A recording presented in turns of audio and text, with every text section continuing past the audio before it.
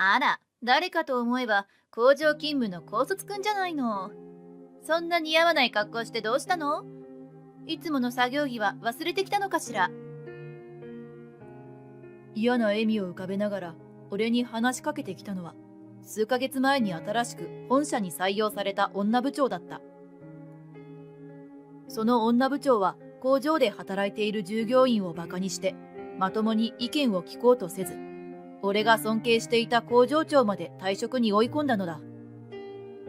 イライラを抑え込むために深呼吸をしてから、俺がとあるものを差し出すと、さっきまで調子よく笑っていた女部長は急に顔色を変えて叫び出した。俺は大西良平。昔から地元にあったお菓子工場で働き続け、27歳になったこの年に主任に抜擢された。作っているお菓子は地元の人間なら絶対に一度はおやつとして食べているお菓子で、俺も幼い頃に母さんにおやつとしてもらっていた記憶がある。いつでも優しい笑顔の母さんは女手一つで俺をここまで育ててくれた。決して裕福ではなかったけれど、温かい家庭で幼少期を過ごした俺は少しでも早く恩返しをするために、高校卒業とともに地元のお菓子工場で働き始めたのだった。そんな馴染み深いこのお菓子が全国的に有名になったのはつい最近のことだ。懐かしいお菓子特集というテレビ番組で紹介されてからというもの、地元だけでなく他県のデパートなんかでも取り扱いたいと連絡があったらしく、工場は一気に忙しくなったのだ。それでも地元ということで工場には知り合いも多く、お互いに頑張ろうと声を掛け合って、なんとかこの難局を乗り越えようとしていた。その中でも工場長の関口さんは俺がとても信頼している先輩だった。ああ、良平くん、風邪はもう平気かな？ごめんよ、病み上がりすぐに出勤してもらうことになって。全然大丈夫ですよ、関口さん。俺こそ急なシフト変更になって本当に申し訳なかったです。でもそのおかげでしっかり休めたので、すっかり元気ですよ。今日は勤務変わってもらってた人たちの分まで頑張ります。俺がそう言って笑うと、申し訳なさそうに話しかけてきた関口さんも穏やかに微笑んでくれた。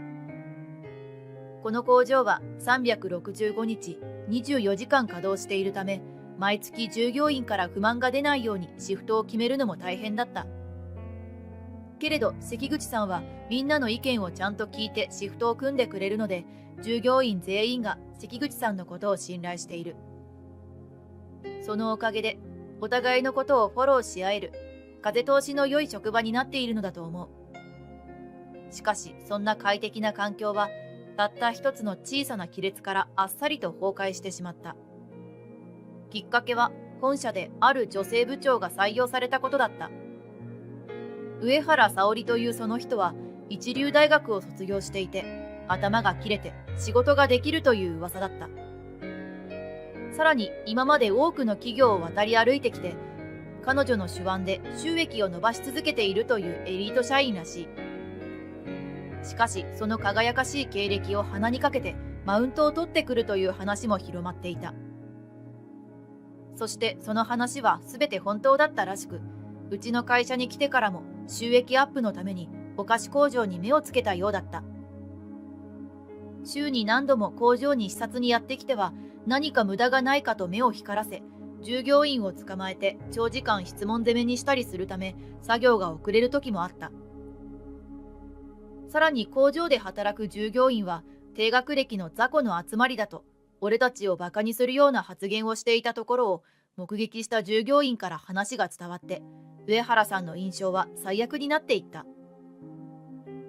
それで俺たちが上原さんに対してあからさまに避けるような態度を取ると、そんな俺たちの行動が気に入らなかったのか、手を動かすだけの簡単な仕事なんだからもっと働けと顔を真っ赤にしてまくし立ててくるようになってしまった。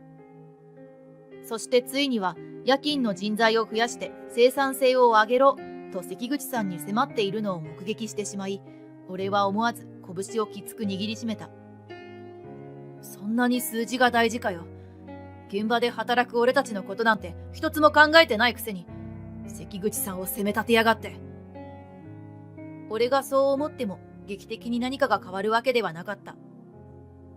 関口さんは工場長として本社の意向を無視することもできず、それでも他の従業員たちにこれ以上負担はかけられないと思ったのか、一人で全てを背負って深夜勤務をするようになった。それに気がついた俺が手伝うと申し出ても、お母さんとの時間を大事にしなさいと青白い顔で笑ってやんわりと断られてしまった。しかし次第に関口さんの力だけではどうしようもなくなっていき、パートで働いていた主婦たちはこれ以上働けないと言ってどんどん辞めていき、その分残った従業員にしわ寄せが来てさらに忙しくなってしまう。こんな悪循環ではいつか工場が崩壊してしまうと考えた俺は、視察にやってきた上原さんに初めて噛みついた。上原さん、もっと従業員のことを考えてくださいよ。この工場で働く僕たちが会社を支えていると言っても過言ではないはずです。本社と工場がお互いに手を取り合えなければ、従業員たちは苦しくなる一方ですし、生産性が落ちれば困るのは本社でしょ。すると上原さんは俺のことを睨みつけて大声で怒鳴りつけた。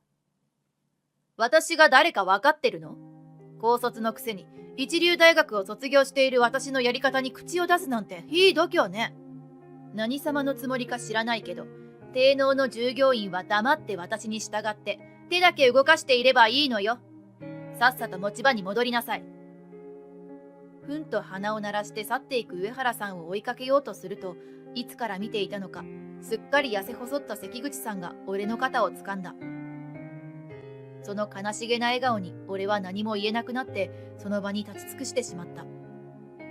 そして関口さんは無茶な指示ばかりしてくる上原さんと、どうにか働き方を変えてほしいと懇願してくる従業員に板挟みにされて、思い悩みどんどん痩せていった。請け負える仕事は積極的に俺がこなし、従業員の話も聞くようにしていたのだが、ある日工場に出勤すると関口さんの姿がどこにもなかった。俺が困惑したまま上原さんに関口さんのことを尋ねると、上原さんは淡々とした様子でとんでもない言葉を口にした。ああ、あの使えない工場長なら辞表を出して辞めてったわよ。今度私が有能な工場長を手配するから安心しなさい。あんな無能の工場長がいた時なんかよりもずっと働きやすくなるはずよ。ああ、あなたはあんな工場長が好きだったのよね。従業員のことを誰より考えていたはずの工場長はあなたたちを見捨てて逃げたのよ。いい加減目を覚ましたらどう？そう言ってにやりと笑った上原さんは俺の肩をポンと叩いて去っていく。その瞬間、俺の頭の中は真っ白になって、たった一つのことしか考えられなくなった。そして俺は拳を握って顔を上げ、力強く一歩を踏み出したのだった。それから数日後、俺は本社にやってきた。今日はいつもの作業着ではなく、ピシッとしたスーツ姿だ。少し緊張しながら各部署に挨拶に回っていると、廊下で上原さんに出くわした。すると俺のことを覚えていたらしい上原さんは嫌な笑みを浮かべて近づいてくる。あら、誰かと思えば工場勤務の高卒くんじゃないの。そんな似合わない格好してどうしたの？いつもの作業着は忘れてきたのかしら。本社までわざわざなんのよ。もしかしてあの使えない工場長みたいに全部捨てて逃げるために来たのかしら。そう言って高笑いする上原さんに体が震えるほど悔しくなって顔が熱くなるのを感じる。それでも俺は自分を落ち着かせるために大きく深呼吸をして、きっと上原さんを睨みつけると紙袋を突きつける。いえ、今日はそんなことのために本社に来たんじゃありません。そして作業着も忘れたわけじゃありません。今日はあなたにこの作業着を渡すために来たんです。きょとんとしていた上原さんは、俺があまりに真面目な顔をしていることにおじけづいたのか、バカなこと言わないで、と紙袋を振り払った。するとその紙袋からは真新しい作業着が飛び出し、上原さんは目を見開いて驚いていた。俺が作業着を拾って紙袋に戻してから立ち上がると、そこに社長がやってきて俺たちに声をかけてきた。こんなところにいたのか。あまりに遅いから探しに来てしまったよ。ああ、なるほど。ちょうどいい。紹介するよ、上原さん。今日から副社長として私を支えてくれる大西良平くんだよ。と言っても、君は彼のことをよく知っているだろうけどね。社長の言葉に信じられないという表情を浮かべる上原さんに、俺は一から全てを説明することにした。実はこの会社の社長である柳拓也は俺の腹違いの兄なのだ。昔は小さな町の駄菓子屋だったこの会社は、俺たちの父さんの代で見違えるほど大きく成長し、地元を代表するお菓子メーカーになった。兄さんは父さんの前妻の子供で、早くにお母さんを亡くしているらしい。前妻が亡くなって俺の母さんと再婚する予定だったそうだが、遺産絡みのごたごたに追われて結局籍を入れることなく父さんは亡くなってしまったのだ。俺は小さい時に何度か父さんに会っていて、一緒にファミリーレストランで食事をした思い出があるのだが、兄さんがいるということはずっと明かされなかった。しかし兄さんが父さんの後を継いで社長となったこの会社にたまたま俺が入社することになり、ついに母さんから兄さんの存在について聞かされた。初めて会った時から俺のことを笑顔で受け入れてくれた兄さんは、2人で会社を盛り上げようと言って俺に本社で働くことを勧めてくれていた。でも俺はものづくりが大好きで、ずっと親しんできたお菓子が出来上がる現場を見ていたいと考え、しばらくは工場で働きたいと無理を言って働かせてもらっていたのだ。だが上原さんの圧力で工場の従業員が悲鳴を上げ、誰よりもここで働く人たちのことを考えていた工場長の関口さんまで辞めてしまった。この事態に危機感を覚えた俺は全てを兄さんに打ち明けて、満を持して副社長として本社にやってきたのだ。上原さんはさっきから驚きっぱなしで口をパクパクさせているが、何も言葉は出てこない。それでも俺は上原さんを睨みつけて、さらに強い口調で詰め寄る。上原さん、この数日間で全て調べさせてもらいました。あなた、関口さんに対してこんなことを言っていたようですね。利益率を上げるためにお菓子の材料をもっと安い外国産のものにしろ。賞味期限切れで売れないものも食べれないわけじゃないから混ぜて一緒に売れ。その現場に居合わせた従業員がスマホで録音して僕に聞かせてくれました。何が使えない工場長だよ。こんな脅しみたいなこと言って関口さんを追い詰めていたのはあんただろ。上原さんは目を泳がせながら、そんなことは言っていないとこぼしたけれど、こちらには証拠が揃ってしまっている。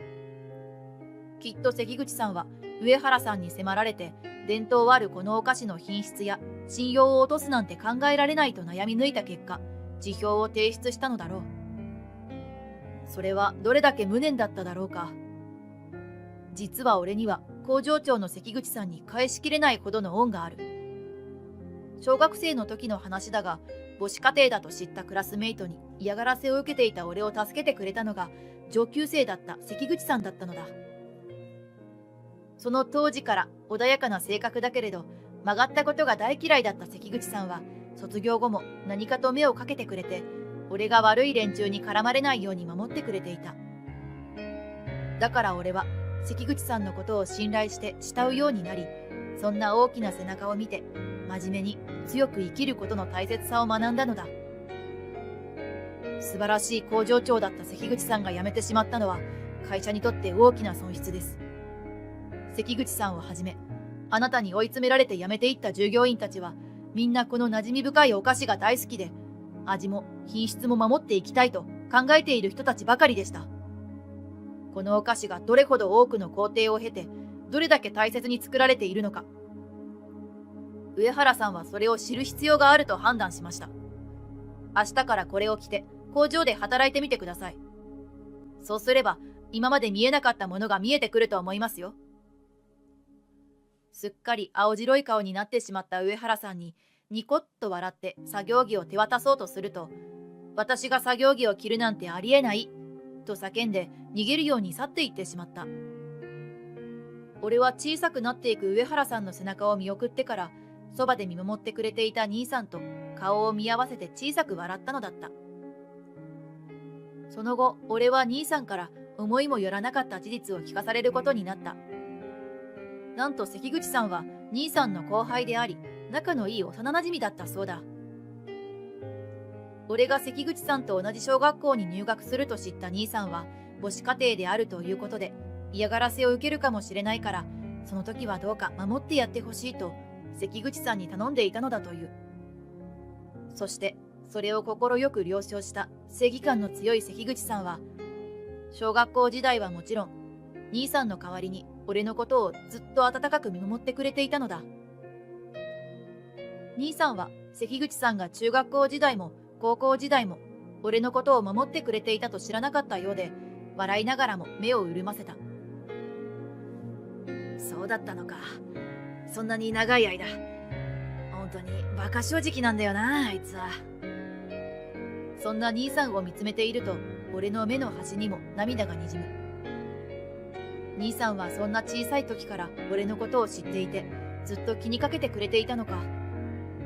そう思うとなんだか嬉しくなって、感謝の気持ちが溢れてきて、心が震えたのだった。翌日から上原さんは出社しなくなり、作業着を着ることなく退職していった。プライドが高い彼女は作業着を着て工場で働くなんて絶対に許せなかったのだろう。副社長になった俺は、上原さんによってかき回されてしまった社内の体制を整えることを決めた。現場で働く従業員の意見も十分に取り入れ、本社と工場が対立するような構造を崩して、お互いを尊重し合えるような対等な関係を作ろうと努力した。もちろん兄さんと話し合って無理のない範囲で工場の設備に予算を割いてもらい、従業員が働きやすい環境を整えていった。すると環境改善の話を聞いて辞めていった従業員たちが戻りたいと申し出てくれるようになり、俺は彼らを笑顔で受け入れた。そして関口さんには俺自らが頭を下げて、また工場長として戻ってきてもらった。こうして工場には以前のような活気が戻ったが、その光景を見ていると、やっぱり俺は現場が好きなんだということに気がついた。また工場に戻ってお菓子作りがしたい。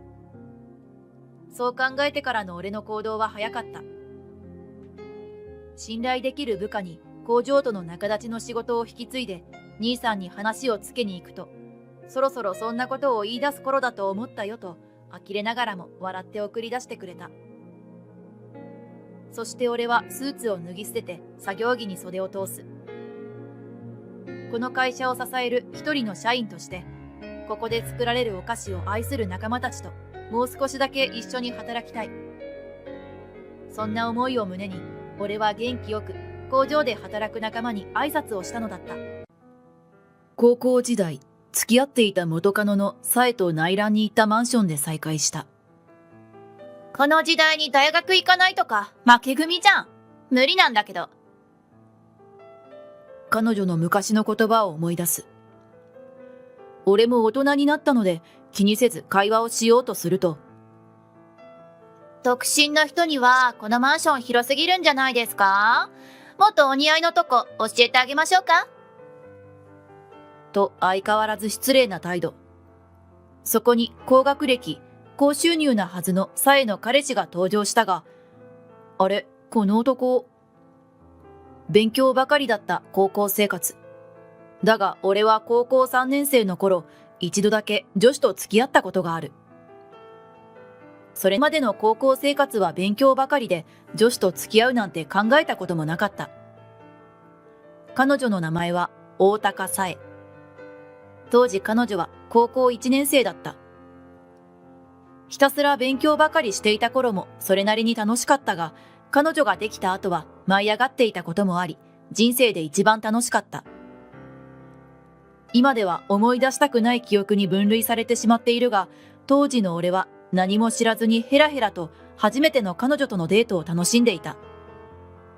そんな中でも勉強だけは欠かさずに続けていた。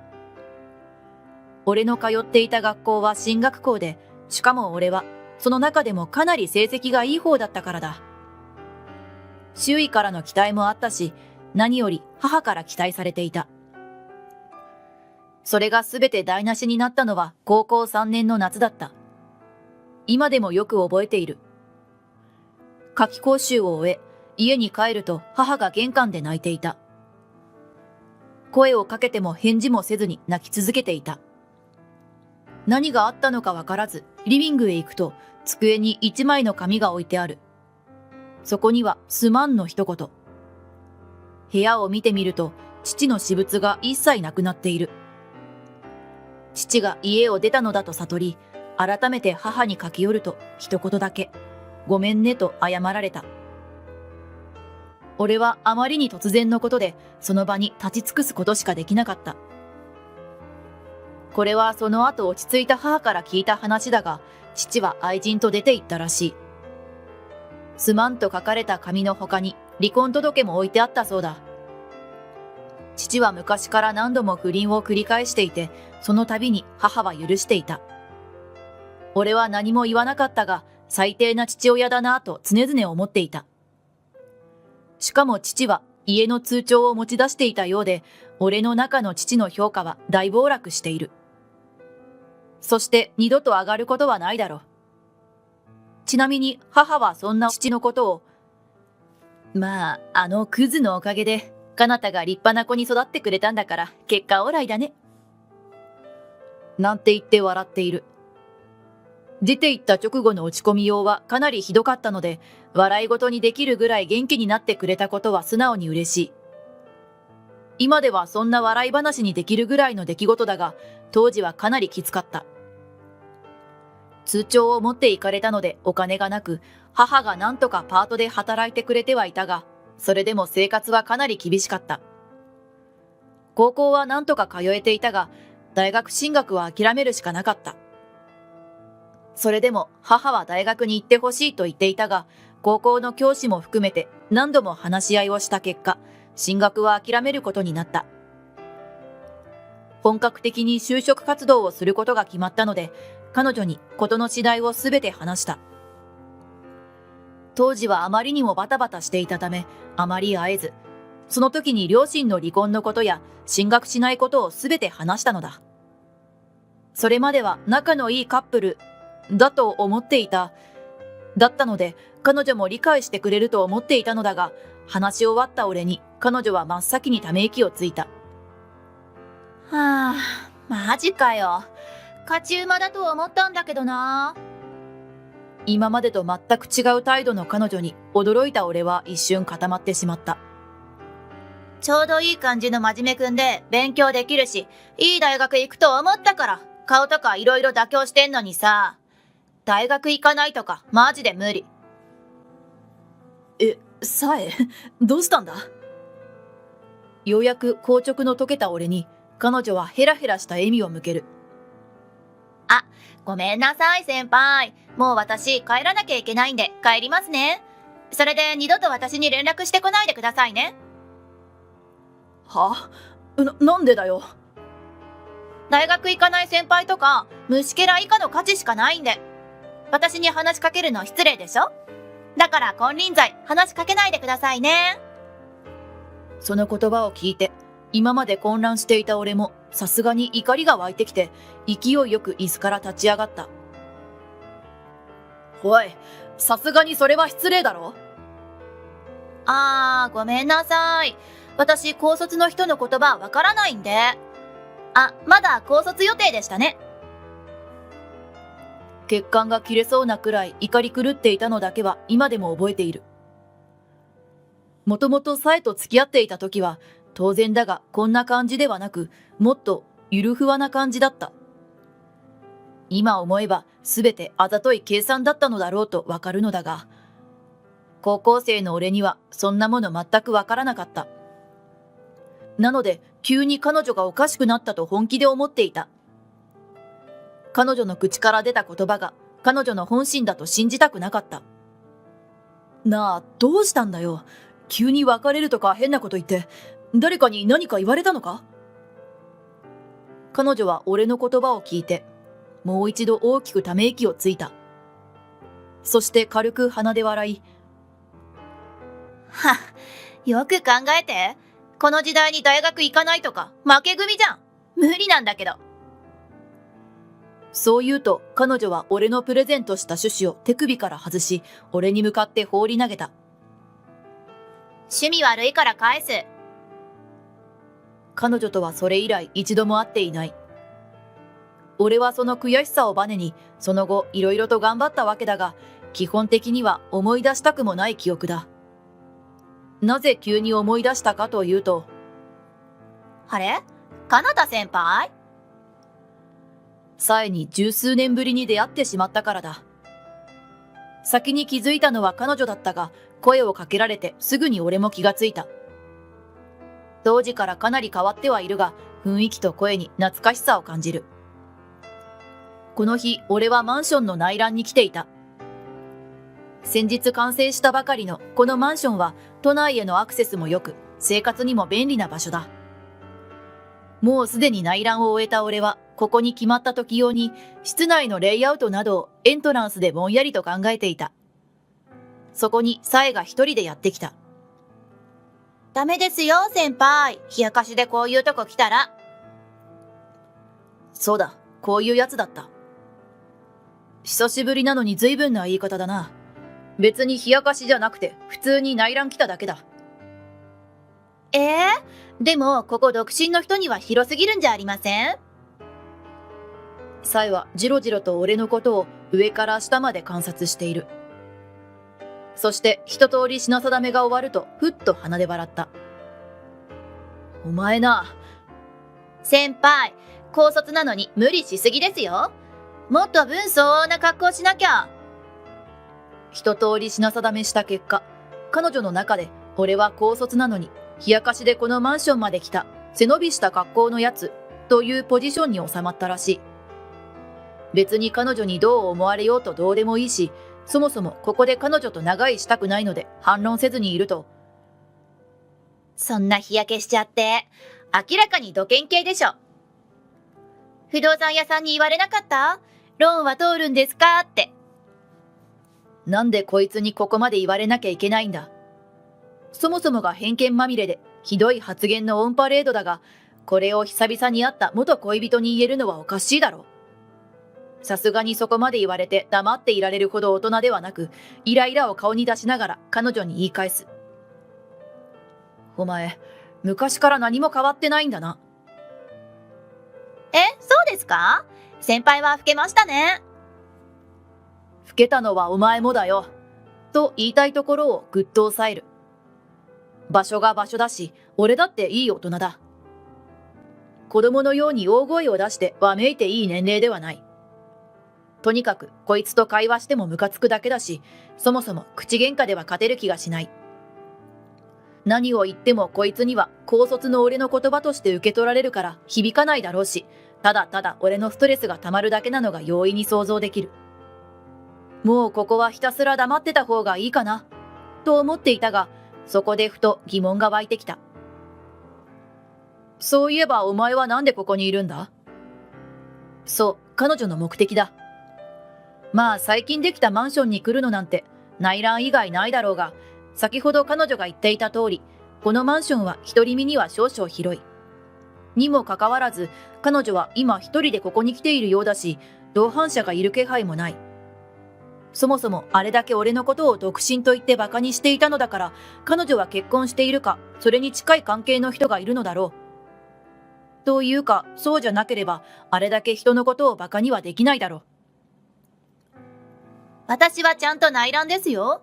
先輩みたいに冷やかしじゃないんで。一言喋るだけで相手をイラつかせる能力者か？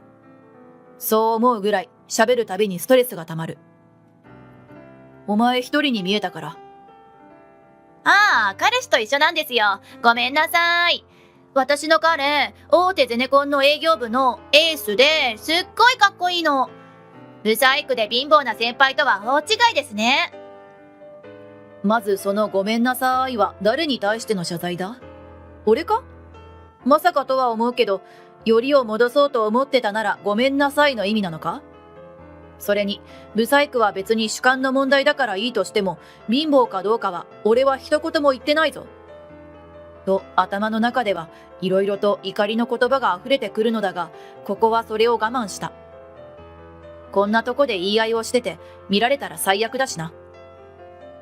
もう絶対に一言たりとも言葉を口から出さないぞ、と固い決意を込めて黙っていると、たっくん、遅いよ。ああ、ごめん。たっくんが遅いから、私元彼に絡まれちゃった。サエの彼氏とやらはエントランスに入ってくるなり、俺の顔を見ながらあんぐりと口を開けて驚いている。俺も頭の中では、絡んできたのお前だろなどと思いつつも、口はその彼氏と同じようにあんぐりと開けて驚いていた。だがその彼の胸元に抱きついているサエからはどちらの表情も見えないようだ。あの人ね、高校時代に私と付き合ってたんだけど、大学行かずに就職したんだって。それでね、別れたの。でも別れてよかった。おかげで東大卒で年収1000万のたっくんと付き合えたんだもん。彼女のその言葉は彼には聞こえていないらしい。俺から見てもわかるほどに動揺している。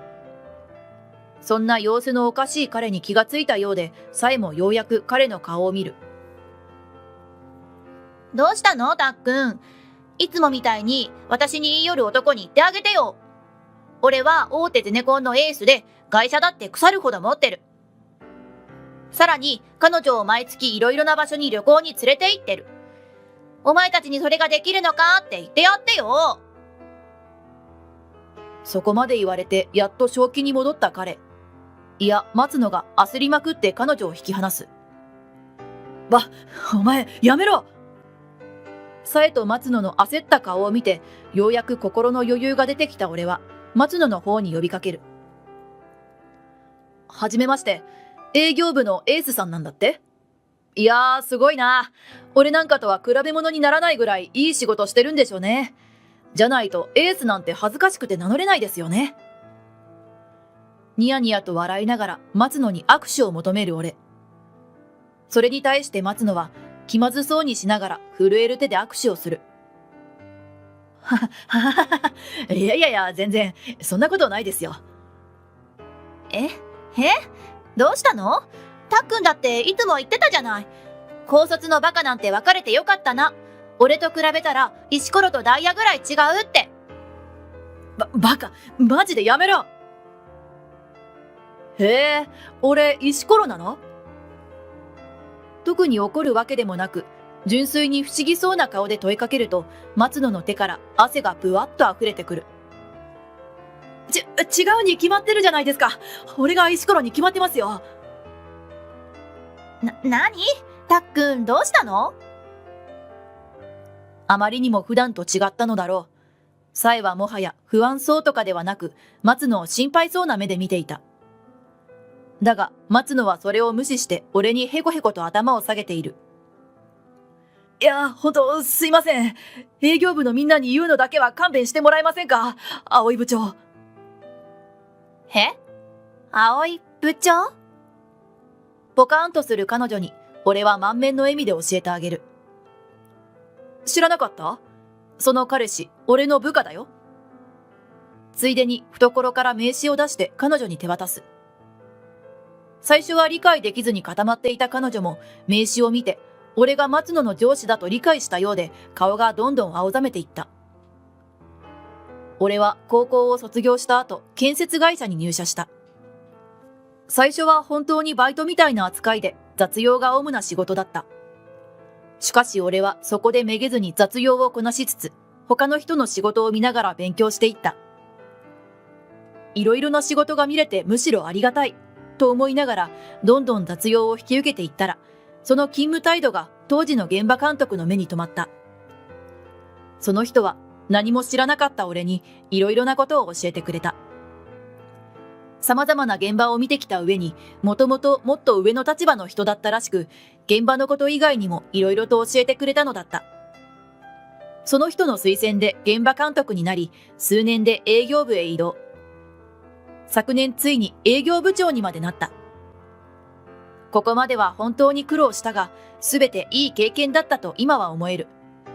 なので営業部長になったのを機に、心機一転で住まいを変えようとここに来たのだが。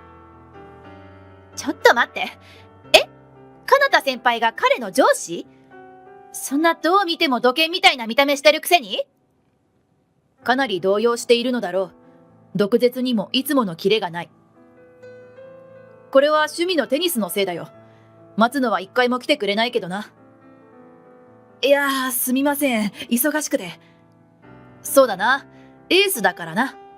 今度のコンペの資料作りで忙しいよな。期待しててもいいんだな。エースだもんな。いやー、どうすかねちなみに待つのは、うちのエースなどでは当然ない。調子が良く、口はうまいので、そこそこの成績ではあるが、人任せで詰めが甘い。なので、エースなどとは程遠い。しかもお前、東大出身なのか？初めて聞いたんだが。え？いや、まあ、東の方の大学出てるので。そうだよな。うちの部署にも東大出身の人はいるが、彼らが松野と一緒に大学の話をしているところなど見たことない。出身大学まではさすがに覚えてないが、少なくとも東大だったらもっと印象に残っているはずだ。しかも年収1000万で？会社をいっぱい持ってて？毎月旅行に連れてってる。言いたいことは山ほどあるが、まずはこれだろう。お前、先月子供が生まれたばかりだろ？何してんだよ。独身じゃないの？今奥さん里帰りしてるから一人で暮らしてるとは言った。でも独身とは言ってないぞ。開きな女バカ。そう、松野は先月子供が生まれたばかりなのだ。妊娠中から奥さんは実家に帰っていたようなので、その頃から不倫が始まったのだろう。じゃあなんでマンションの内覧なんか連れてきたのよ？お前が行きたい行きたいってうるさいからだろ。そこから二人は大喧嘩をし始めた。口汚く罵り合っていたので、俺はもう興味をなくし、スマホをいじりながら喧嘩が終わるのを待った。するとしばらくして、お前みたいなクソ女もう知るか？歩いて帰れ！と叫んで帰ろうとしていた。なのでそこを呼び止めて、お前の毎月の旅行、じゃなくて出張の件、ちゃんと調べてもらうからな。奥さんが入院してからやけに出張に行きたがる松野を不審に思いながらも、奥さんが家にいなくて寂しいのか、ぐらいにしか思っていなかったが、先ほどのさえの発言を聞いて納得がいった。松野はその言葉に顔を真っ青にしながら、ダッシュで車まで戻り、そのまますごいスピードで帰っていった。おいおい、あいつレンタカーで事故を起こしそうで怖いな。レンタカー？そういえばさえのことを忘れていた。俺のレンタカーの一言で、彼女の心の中の何かが崩れてしまったのか、ボロボロと泣き出してしまった。おいおい、勘弁してくれよ。こんなところで泣かれたら俺が何かしたみたいだし、かといって放っておくこともできないし、それに何よりもうすぐ彼女が。何してるの？ああ、これは違うんです。完全に誤解をしていそうな怒りの表情でそこに現れた女性は、俺の妻の夏希だった。何が違うの？説明して。はい。俺は夏希に今ここであったことを事細かに報告した。もしここで曖昧な説明をして、後から何か言われたらたまったものじゃない。なるほどね。俺が説明している間に泣き止んださえも今は黙りこくっている。おそらくこの場で誰が一番の強者なのかを理解したのだろう。さえさんって合ってる？はい。一つ聞きたいんだけど、なんであなた旦那と昔付き合ってたの？松野さんと付き合ってたってことはあなた面食いでしょ？どう見てもこの人はタイプじゃないわよね。おい、そんなこと堂々と言うなよ。俺だって傷つくんだぞ。とは口に出せず、黙って見守るしかない俺。それは。そこからさえは自分の昔の話をし始めた。サエの母親は結婚相手でかなり苦労したらしい。そのせいか子供だったサエに常々高収入の男と結婚しなさいと言っていたそうだ。高校の頃、俺と付き合っていたのも頭がいい、イコールいい大学に行く、イコール大手に就職して高収入。そんな考えがあったという。高校生の頃からそんな打算でしか相手の男のことを見れなかったのだと思うと少しかわいそうではあった。その後20代になると合コンに明け暮れた。将来結婚すればいいからと定職にもつかずにアルバイトを転々としたそうだ。だがその理想の高さからなかなか相手が見つからず、30代になり焦りを感じていた。そこで松野に出会ったらしい。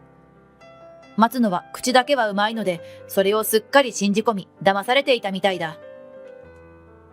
先ほどまでの自信満々な態度はすっかり消え去った際は、泣き晴らしたせいで自慢のメイクもそげ落ち、無残な姿になっていた。そんなサエを見て、夏希が一言。バカね。さすがに慰めるのかと思っていた俺は、強い口調の彼女の言葉に少し驚いたが、彼女は続ける。この時代に男に幸せにしてもらおうなんて甘っちょろいこと言って幸せになれるわけないでしょ。むしろ自分で幸せをつかみ取ってやらなきゃいけないのよ。その上で、この人とだったら結婚してやってもいいかなって思ったら結婚しなさい。少なくとも私はそうしたわ。堂々と言い張る夏希に俺は少し嬉しくなってしまった。夏希は結婚する前から化粧品会社で働いていて、現在は役職持ちだ。なので給料は俺よりも高く、正直俺と結婚しなくても何一つ不自由なくバリバリと仕事をこなしていたと思う。そんな中でも俺と結婚してくれた。そのことに感謝している。サエさん、あなた初任給で何買ったか覚えてる？初任給ですか？私はね、自分の会社のリップを買ったの。大した金額じゃなかったけど、嬉しかったのを覚えてるわ。そこで夏希はカバンの中からもうすでに使い切っているであろう古いリップを取り出す。それは他人から見ればゴミに見えるかもしれないが、彼女にとっては思い出の品だった。あ、そのメーカー、私も初任給でそこの化粧品買いました。あら、そうなの？ありがとう。それを買った時嬉しかったでしょ？男に貢がれたものとかよりも思い出に残ってるんじゃない？ゆっくりと諭すように話し続ける彼女に、俺はただ黙って見ていることしかできなかった。しかし彼女はそんな俺の心情を察したのか、一瞬こちらを振り向いて少しだけ笑顔を見せた。あなたからのプレゼントは嬉しいけどね、と言っているように感じた。自分で稼いで欲しいものを買ったり、遊んだりした方が楽しいのよ、人は。だからあなたも頑張りなさい。何よりも自分の幸せのためにね。夏希から諭された彼女は、まるでつきものが落ちたかのように、すっきりとした顔をしていた。今までサエの周りには、彼女を諭してくれる人なんていなかったのかもしれない。もしくは彼女自身があまりにも高収入な男との結婚という妄執にとらわれ続けていて、周りからも言葉に耳を貸さなかったのかもしれないが。だが勝手にすっきりしてもらっては俺が困る。ここからさっき言われた分の嫌味をたっぷり返して。そんな気にはさすがになれなかった。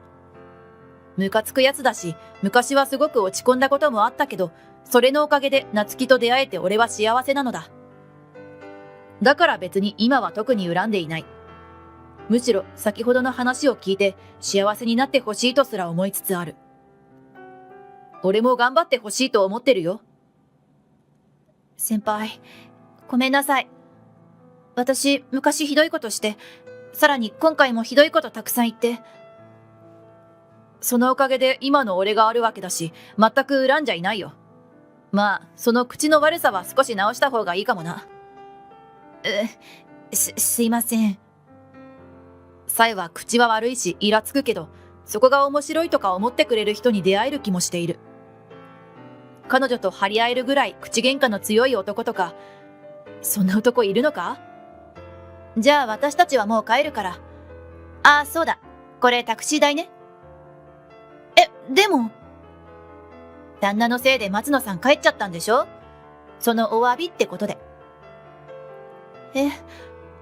ありがとうございます。それじゃあ頑張ってね。颯爽と去っていく夏希の姿に見惚れる際には、どうやら俺のことは全く視界にすら入っていないみたいだ。一応俺も挨拶をしたのだが、キラキラとした目で夏希を見つめるばかりで、一向に俺の方を見ようともしない。気づいてすらなさそうだ。まあ、それだけ俺の嫁がかっこいいということなので別にいいのだが。ごめんな、トラブルに巻き込んじゃって。部屋の内覧はどうだった？なんだかもう忘れかけていたが、俺たちの元々の目的はこのマンションの内覧だった。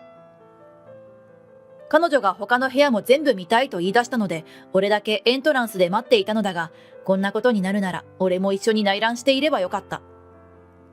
すごくよかったわ。でもどの部屋にするかはすごく悩みどころなのよね。